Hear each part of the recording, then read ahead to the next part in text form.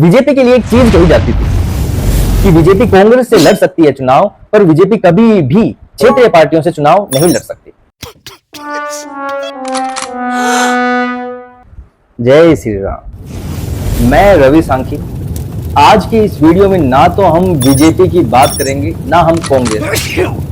बात हम राजनीति की ही रखने वाले हैं, पर आज इन दोनों मुद्दों से अलग बात करेंगे, क्योंकि अभी तक जितने वीडियो बनाए हैं इन वीडियो में यही बात की है कि कांग्रेस कहां पर हार रही है, बीजेपी कैसे जीत रही है, कांग्रेस फिर कैसे हार रही है, बीजेपी अब कैसे पलटा भारी कर रही है, कांग्रेस फिर कैसे मात खा रही है। मतलब इन्हीं के इर्द गिर्द जितने भी वीडियो बनाए हैं इन्हीं की बातें हुई है, और बातें लाजमी भी है कि आज के वीडियो में मैं चाहता हूं कुछ अलग बात करें। ये अलग बात कोई हीरो हीरोइन पे नहीं है, बात तो राजनीति पे ही है, पर एंगल जो आज है, मेन पॉइंट जो है, हेड ऑफ द टेबल है वो बीजेपी नहीं है, ना वो आज head of the table Congress है। मुद्दा आज हम क्षेत्रीय पार्टियों का करने वाले। आज मैंने इस वीडियो का नाम इसलिए ये रखा है कि क्या बीजेपी क्षेत्रीय पार्टियों को खत्म कर रही है।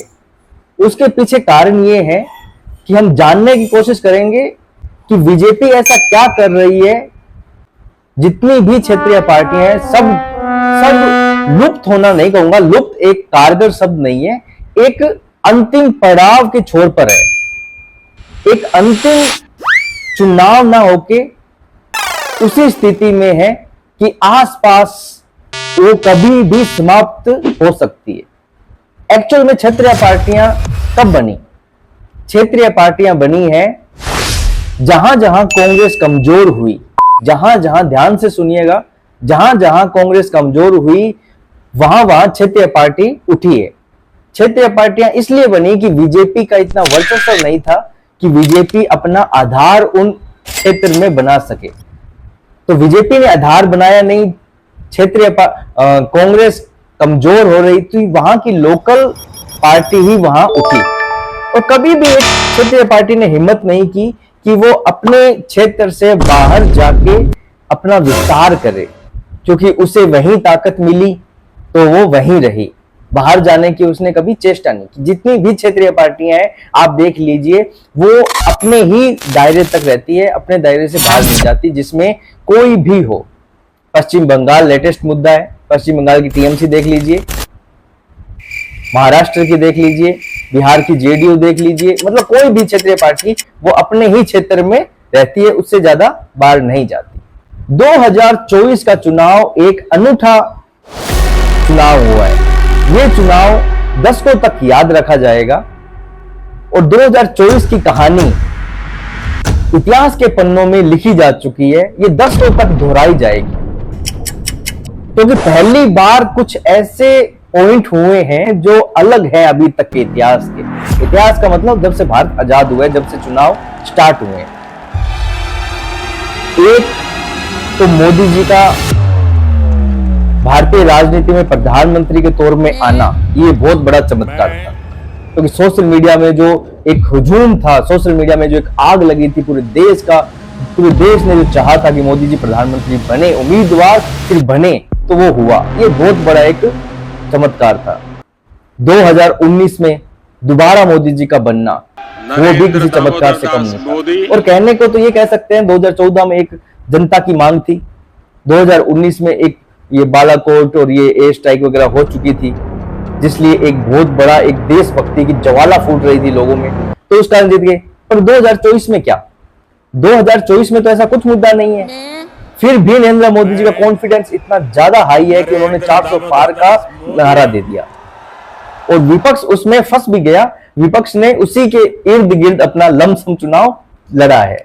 और रजत शर्मा जी के शो में मोदी जी को हंस के बोलना भी पड़ा, हंसी आ गई उन्हें कि विपक्ष मेरी रणनीति नहीं समझा, वो इसी के इर्द गिर्द घूमता रहा।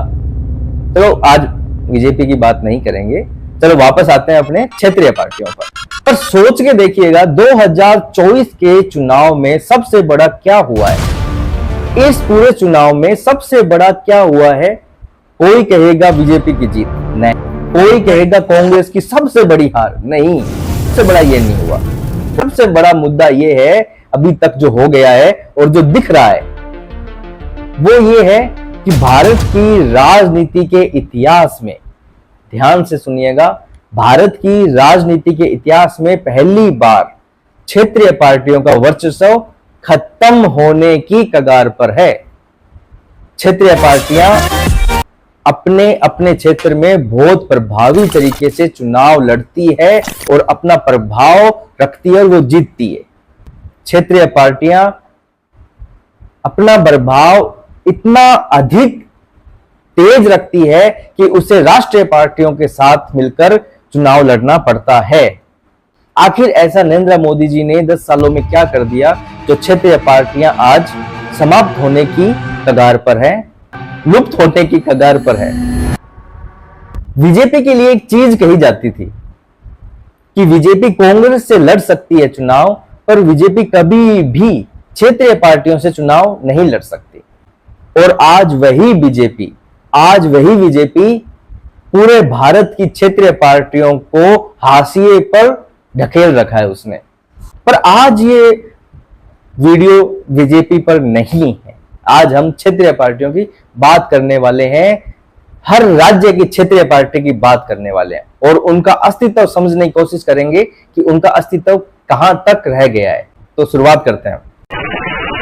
सबसे पहले हम शुरुआत करते हैं दक्षिण से। दक्षिण के उन राज्यों की बात करते हैं जहां क्षेत्रीय पार्टियां अपना वर्चस्व बहुत ही अधिक प्रभावी तरीके से रखती है। वहां राष्ट्रीय पार्टियों का वर्चस्व बहुत कम है, द्रविडियन राजनीति वहां बहुत ज्यादा हावी रहती है। पर अब की बार नरेंद्र मोदी जी की सरकार ने, नरेंद्र मोदी जी ने इन 10 सालों में इन क्षेत्रीय पार्टियों को हाशिए पर ला दिए। सबसे पहले तमिलनाडु की बात। तमिलनाडु में 2 क्षेत्रीय पार्टियां हैं। मैं उन क्षेत्रीय पार्टियों की बात करूंगा जो बड़ी है, छोटी की बात नहीं करेंगे। तमिलनाडु में 2 क्षेत्रीय पार्टियां, डीएमके और एआईडीएमके। एआईडीएमके का प्रभाव बहुत कम है, डीएमके अपनी अच्छी सिचुएशन पर है। डीएमके का प्रभाव अब धरातल पर बहुत कमजोर हो रखा है। केरल में है सीपीएम। सीपीएम का गठबंधन है कांग्रेस के साथ में। कर्नाटक में एक क्षेत्रीय पार्टी है जेडीएस, उसका बीजेपी के साथ में गठबंधन है। पूरी डिटेल में हम आगे बात करेंगे, अभी गठबंधन पार्टियों के नाम समझ लीजिए। आंध्र प्रदेश में जगनमोहन रेड्डी की वाईआरसीपी, चंद्रबाबू नायडू की टीडीपी और पवन कल्याण की जनसेना पार्टी, पावर स्टार पवन कल्याण। तेलंगाना में बीआरएस क्षेत्रीय पार्टी है, पर अब की बार हाशिए पर है। अब की बार मुकाबला सीधा बीजेपी और कांग्रेस में है। बीआरएस का वर्चस्व बिल्कुल धरातल पर समाप्त है। अब दक्षिण के बाहर क्षेत्रीय पार्टियां, महाराष्ट्र में शरद पवार, अजीत पवार की पार्टी, एकनाथ शिंदे की पार्टी और उद्धव ठाकरे की पार्टी। बिहार में जेडीयू, आरजेडी। उत्तर प्रदेश में समाजवादी पार्टी, बहुजन समाजवादी पार्टी, अखिलेश और मायावती जी की। उत्तर प्रदेश में और भी बहुत पार्टियां हैं, पर हम बात कर रहे हैं क्षेत्रीय पार्टियों की, उन जो बड़े अस्तित्व में हैं। उड़ीसा में बीजेडी, नवीन पटनायक की बीजू जनता दल, और बंगाल में टीएमसी, ममता बनर्जी की तृणमूल कांग्रेस। सीपीएम बंगाल में वर्चस्व खत्म है। सीपीएम का वर्चस्व सिर्फ और सिर्फ अब केरल में बचा है। पहले त्रिपुरा, बंगाल और केरल तीनों राज्यों में हुआ करता था, पर त्रिपुरा से खत्म, बंगाल से खत्म, अब सिर्फ केरल में उनका बचा है, वो भी गठबंधन के रूप में। और सोचने वाली बात यह है, इन 10 सालों में मोदी जी ने क्या किया है जो 10 साल में क्षेत्रीय पार्टियां हाशिए पर आ गई है। जहां उनका वर्चस्व हुआ करता था, वहीं आज उस राज्य में वो हाशिए पर है।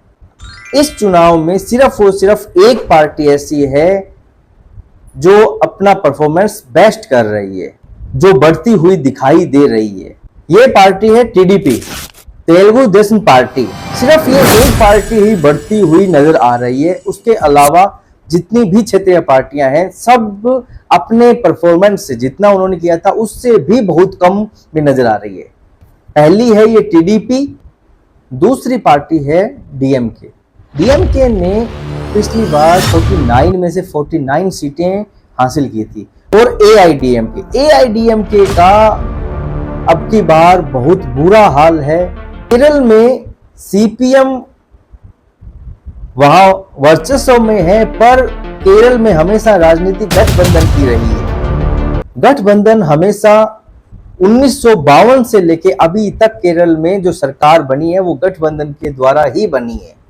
सीपीएम केरल में क्षेत्रीय पार्टी, सीपीएम को क्षेत्रीय पार्टी इसलिए कह रहा हूं, चुनाव आयोग की लिस्ट में चाहे वो अभी किसी भी नंबर पे हो, पर जहां तक मुझे लगता है सीपीएम अब क्षेत्रीय पार्टी बन चुकी है। क्यों?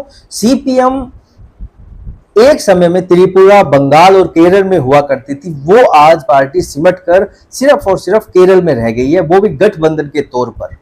तो इस पार्टी को क्षेत्रीय पार्टी ही कहना सही रहेगा। लोकसभा चुनाव में सीपीएम की एक सीट है 2019 में, उसको बढ़त यदि दिखाते हैं, उसकी सीटें 2 आ जाती है तो ये बढ़त ही हुई। ठीक है, इसको बढ़त की गिनती में रख लेते हैं। आंध्र प्रदेश में वाईआरसीपी 2019 में 25 में से 22 सीटें पिछली बार वाईआरसीपी जीती थी। और अब की बार की सिचुएशन वहां ऐसी है, 5 सीटें भी जीतना मुश्किल है। सोचिए, पिछली बार 25 में से 22 सीटें और अब की बार 5 सीटें भी वहां जीतना मुश्किल है।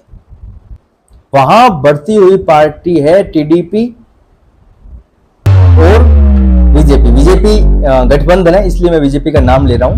पर आज बात हम बीजेपी की नहीं कर रहे हैं, आज बात कर रहे हैं क्षेत्रीय पार्टियों की। हाँ, एक चीज और कहना चाहता हूं मैं, उन क्षेत्रीय पार्टियों का वर्चस्व खत्म हो रहा है, वो क्षेत्रीय पार्टियां हाशिए पर आ रही है, वो क्षेत्रीय पार्टियां ऑक्सीजन सिलेंडर ढूंढ रही है जो बीजेपी के साथ नहीं। ये बात ध्यान रखिएगा। सिर्फ और सिर्फ वही पार्टियां, क्षेत्रीय पार्टियां लुप्त होने के कगार पर है या वर्चस्व खत्म होने के कगार पर है, जो बीजेपी के साथ गठबंधन में नहीं है।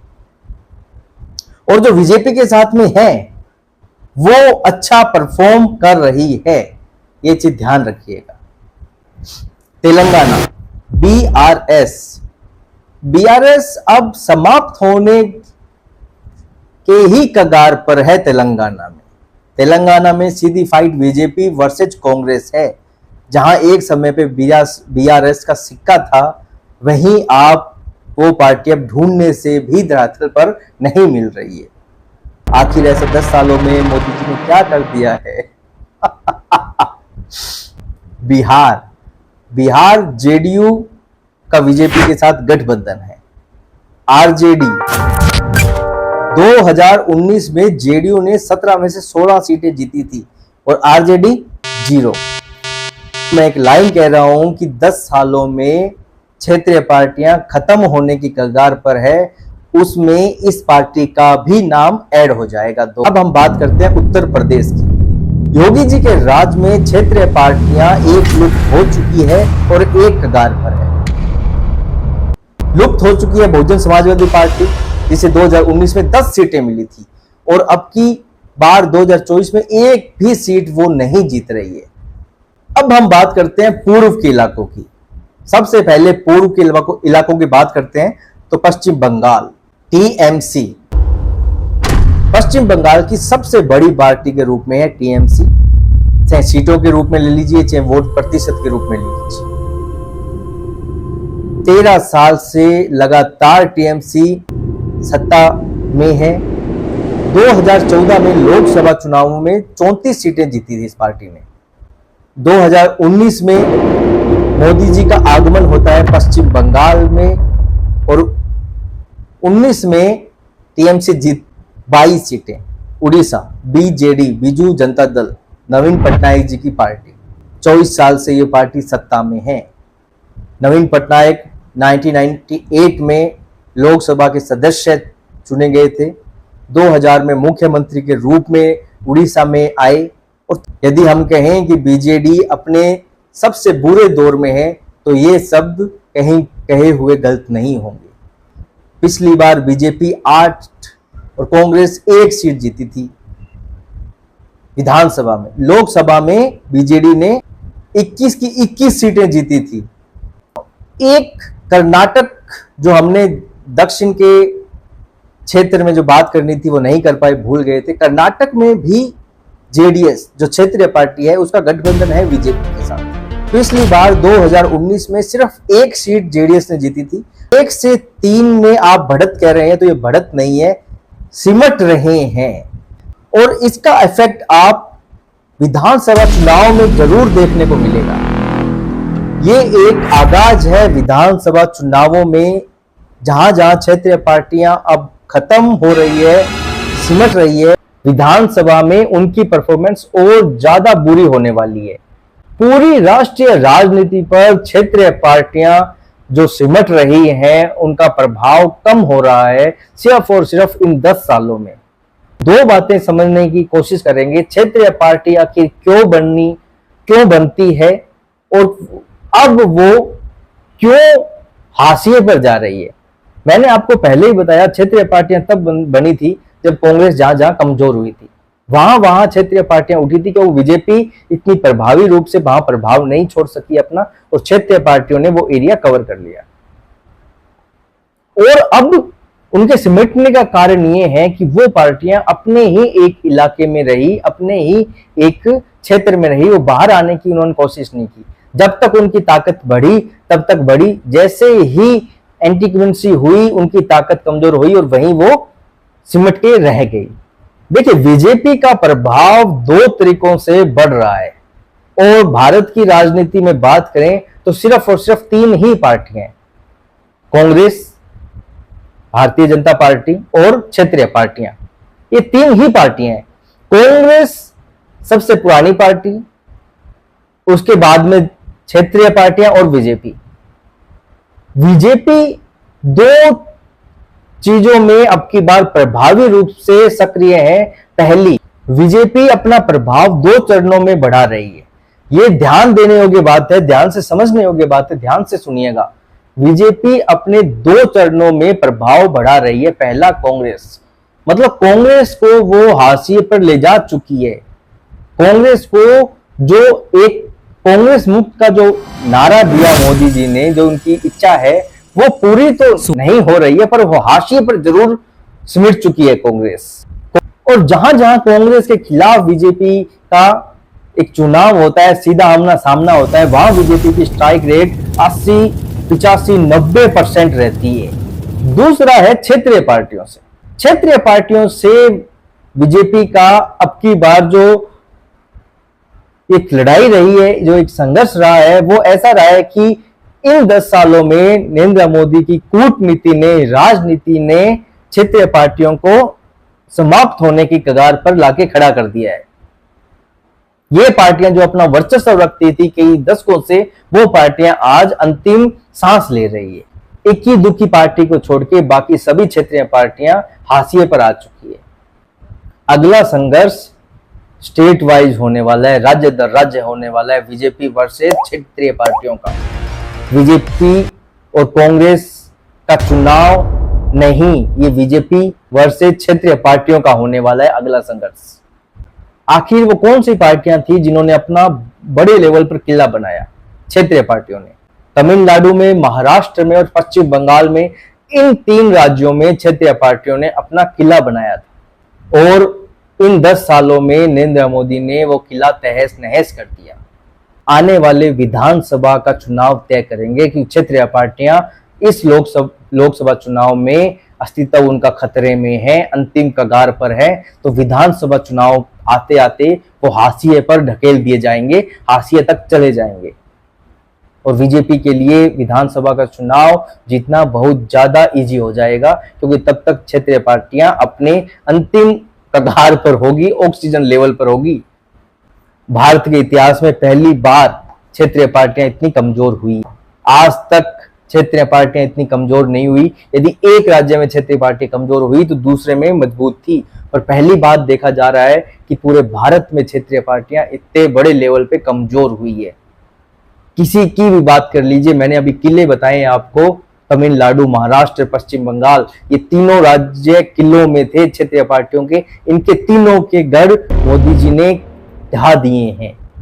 ये नरेंद्र मोदी जी की राजनीति है जो विकसित भारत की तरफ बढ़ रही है और उसमें जो जो अड़चने देगा समाप्त होना पड़ेगा। तो आज का मुद्दा में यहीं समाप्त करते हैं। कल मिलेंगे राजनीति के किसी नए इंटरेस्टिंग पॉइंट के साथ।